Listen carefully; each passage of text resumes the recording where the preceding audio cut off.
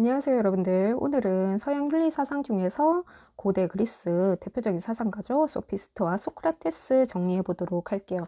우선 저번 시간에 선생님이랑 서양 윤리 대표적인 흐름들 한번 정리를 해봤고, 그 다음에 고대 그리스 사상 특징 기억이 나죠? 신화의 사고방식이 바뀌었죠. 그죠? 신화에 의존했던, 뭐, 제우스 신 같이 의존했던 사고방식에서 인간의 능력을 통해서, 감각과 이성이라는 그런 인간의 능력을 통해서 세상을 설명하려고 했던, 하기 시작했다는 거와, 그 다음에 탐구 대상이 자연을 대상으로 했던 그런 자연 철학자 위주의 그런 사상의 특징에서 이제 어디로 넘어갔다? 그렇지.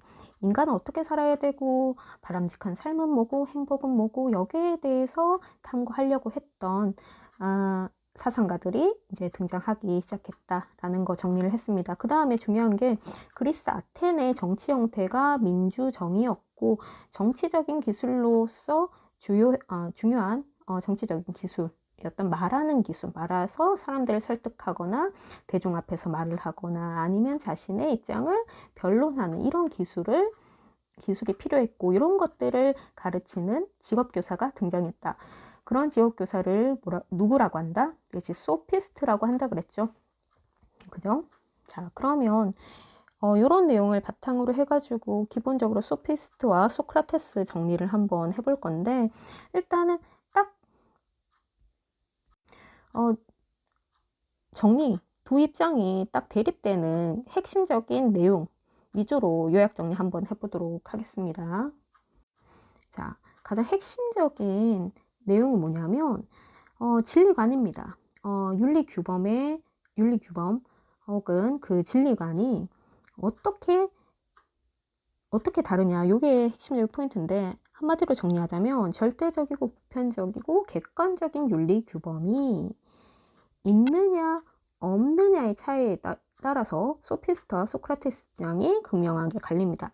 일단은 기본적으로 절대적이고 보편적이고 객관적인 윤리규범이 있다라는 입장이 바로 소크라테스고, 그 다음에 진리란 절대적인 것도 아니고, 그다음 보편적인 것도 아니고, 그 다음에 객관적인 것도 아니다.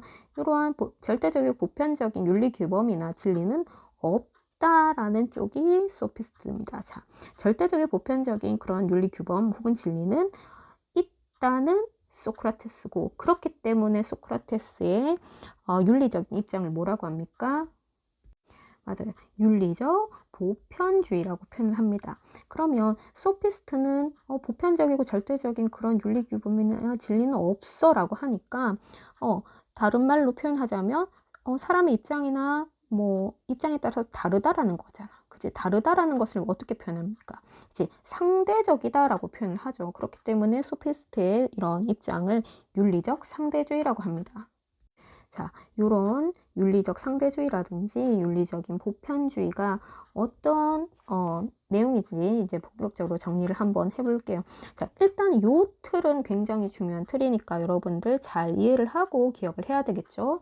다음으로 소피스트 먼저 정리를 해보도록 할게요.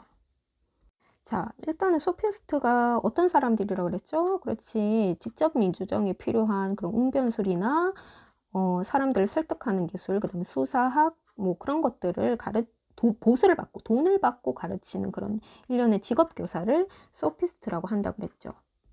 자, 이 사람들 일단은 절대적이고, 그 다음에 보편적이고 객관적인 윤리규범이 있다 그랬어, 없다 그랬어. 그치? 없다라고 얘기를 하면서 어떤 입장, 그치? 윤리적 상대주의 입장을 취한다라고 했잖아. 그러면 왜 이런 것들이 없다라고 했을까? 왜 절대적이고 보편적인 진리는 없다라고 얘기를 했을까? 그 이유는 이 진리, 그 다음에 윤리규범을 판단하는 기준이 바로 인간이 지닌 감각을 통한 경험에 있다고 보았기 때문입니다. 자, 확 와닿지는 않죠, 여러분들. 자, 이게 무슨 말이냐면, 일단 진리는 뭡니까, 여러분들? 그렇지. 뭔가 참 거짓을 가리는 거고, 그 다음에 윤리규범은 뭡니까? 그렇지. 옳고 그름을 판단하는 거죠. 자, 선생님이 여기 파란색 하트를 그렸는데, 자, 이런 주장이 있다고 해보자. 파란색 하트가 있다. 자, 여러분들 파란색 하트 보이죠? 그죠? 파란색 하트가 있다라는 것은 참입니까? 거짓입니까? 그렇지, 참이지. 잘 봐. 자, 참인지 거짓인지. 파란색 하트가 있다라는 주장은 참이다라고 판단하는 근거는 뭐 어디에 있습니까? 자, 여러분들 눈으로 지금 보이잖아요. 그죠? 이 눈으로 봤기 때문에 그지, 여기 파란색 하트가 있다라는 말은 참이야 라고 판단을 내리는 거잖아. 그치? 이러한 판단의 근거가 어디에 있습니까? 그렇지. 여러분들 눈으로 봤지. 그치? 눈이라는 감각을 통해 가지고 너희가 봤다라는 경험을 했잖아. 여러분들 선생님 한 번씩 이렇게 반말을 해도 조금 이해를 합니다. 이해를 해주세요. 자, 눈이라는 감각을 통해 가지고 경험을 했죠. 그러니까 파란색 하트가 있다라는 주장은 참이다라고 판단하는 거죠. 그죠? 이러한 판단을 하는, 이러한 것, 참거짓을 가리는 판단의 근거가 어디 있습니까? 그렇지. 감각을 통한 경험이 있는 거죠. 자, 이 원안에 파란색 하트가 있습니까? 없습니까? 없죠? 그죠? 안 보이죠? 그죠? 그러니까 파란색 하트가 있다라는 주장은 참입니까? 거짓입니까? 그렇지. 참거짓, 그렇지. 어떤 주장의 진위를 판단하는 그 근거, 원천이 어디에 있습니까? 그렇지. 내가 눈에 안 보이는데, 눈에 안 보이니까 없는 거야. 이렇게 얘기하는 거지. 그러니까 감각을 통한 경험이 그 진위, 그렇지. 어떤 것이 진리의 판단 근거가 여기 있다라는 의미는 이런 거입니다. 여러분들. 자, 그리고 행동의 옳고 그름, 행동의 선악도 그 판단 기준을 감각적 경험에 삼을 수가 있는데, 하나 예를 들어보자면, 자, 여기 할머니가 계시죠? 할머니입니다. 그리고 이거는 여러분이라고 해보자. 자, 여러분이 버거킹을 지나고 있는데 할머니가 여기 이렇게 문을 막 열려고 했어. 근데 할머니가 막 지팡이도 짚고 그다음 힘도 없으셔가지고 문을 열기가 힘드셨단 말이야.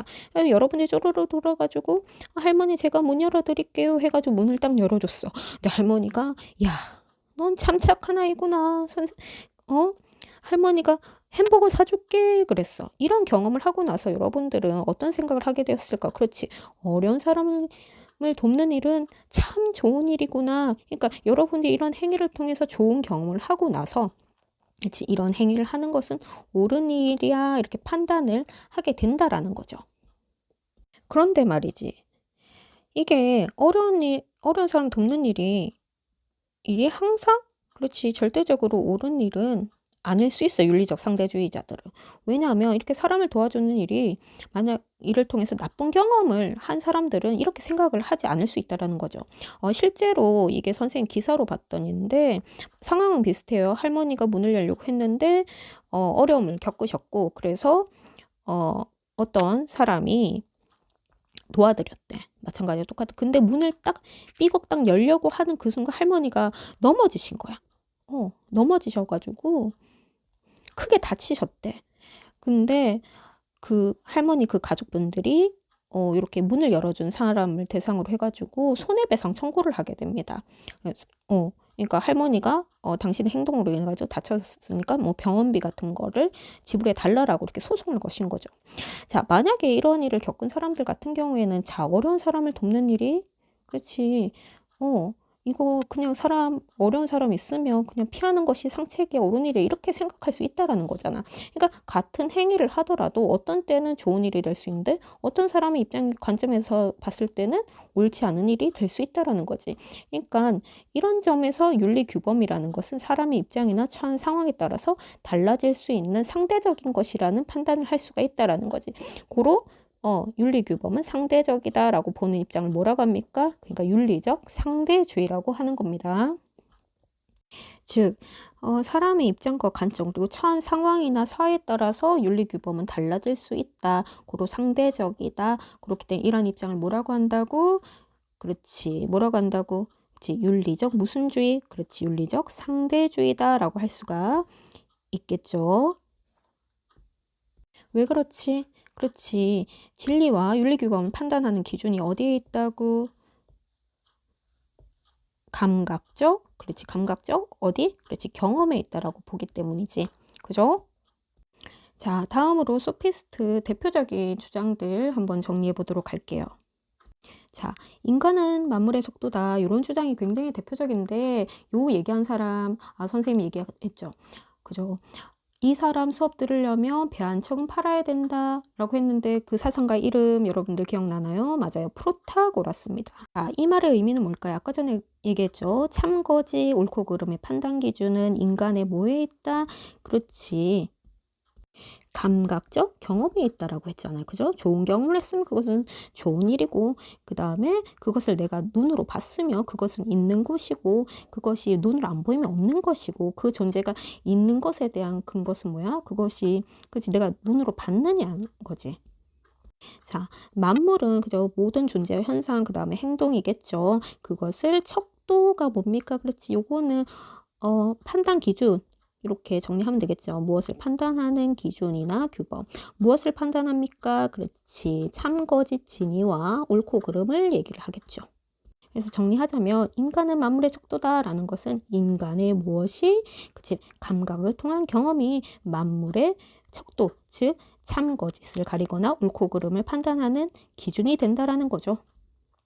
자, 파란색 하트가 보이나요? 자, 파란색 하트가 있죠? 그죠? 파란색 하트가 존재한다라는 근거가 어디 있습니까? 그렇지. 우리가 눈으로 보이냐, 보이지 않느냐 있는 거죠. 그죠? 그래서 이런 얘기가 있습니다. 존재하는 것에 대해서는 그게 존재한다는 것의 근거고, 그 다음에 이게 존재하지가 않죠? 그죠? 그러면 어떤 것이 존재하지 않는다라는 것은 존재하지 않는 것에 대해서는 존재하지 않는 것에 대한 판단 근거다. 요런 글귀도 있는데, 주장도 있는데 한번 잘 이해를 한번 해보면 좋을 것 같아요. 자, 다음으로 정의란 강자의 이익일 뿐이다, 일뿐이다 이렇게 주장한 사람이 트라시마코스인데 이게 무슨 말이냐면 정의, 그러니까 우리가 모두가 따라야 될 그런 모든 사람이 어떤 상황에서는 따라야 될 그런 보편적인 그런 정의로움이라는 것은 세상에 존재하지 않는다. 다만 우리는 정의는 강자의 이익이다. 이게 무슨 말일까요? 그죠? 강자는 힘이 센 사람이죠. 여러분들 힘 센 자의 말이 법이다 이런 말 들어봤나요? 내 말이 법이다. 자, 그렇지. 힘 센 자가 그렇지 그 나라의 통치 권력을 가지고 있을 테고 그 법을 제정하는데 주요한 힘을 영향력을 끼치겠죠. 그러니까 힘 센 자가 법을 만들 때 누구한테 도움이 되는 거? 그렇지. 자기한테 유익하고 그 다음에 이익이 되는 그런 내용들을 법으로 제정할 것이고 대중들에게 어떻게 얘기할까? 그렇지. 이것이 정의다. 이 법을 지키면 정의로운 것이고 이 법을 지키지 않으면 정의로운 것이 아니다. 이렇게 얘기하는 그때 그런 것들이 정의인 거지. 우리가 보편적으로 따라야 될 그런 정의라는 것은 없다. 그래서 정의란 그냥 강자의 이익일 뿐이다. 라고 주장을 한 사람이 바로 트라시마코스입니다. 자, 그리고 고르기아스라는 소피스트도 있는데 이 사람은 거의 그냥 회의주의자? 그지? 약간 회의주의자라고 표현도 하는데 아예 진리라는 것은 없다라고 얘기합니다. 우리가 보편적인 진리라는 것은 없다. 누구나 따라야 될 보편적이고 절대적인 진리는 없다. 그러면서 하는 말이 진리란 없고 또 이런 얘기 있다 해도 우리가 그것을 알 수 없다. 인식할 수가 없다. 인식할 수가 없다. 그리고 만약에 그게 알 수 있다 해도 그거는 전달할 수 없다. 다른 사람한테 표현할 수 없다라고 얘기를 한 사람입니다. 이렇게 대표적인 사상가 소피스트의 사상 내용을 여기까지 정리를 해봤습니다. 자, 그러면 일단은 오늘 수업 영상은 여기까지 마무리를 하고 다음 시간에 소크라테스 연결해서 한번 해보도록 할게요. 이상입니다. 수고했습니다.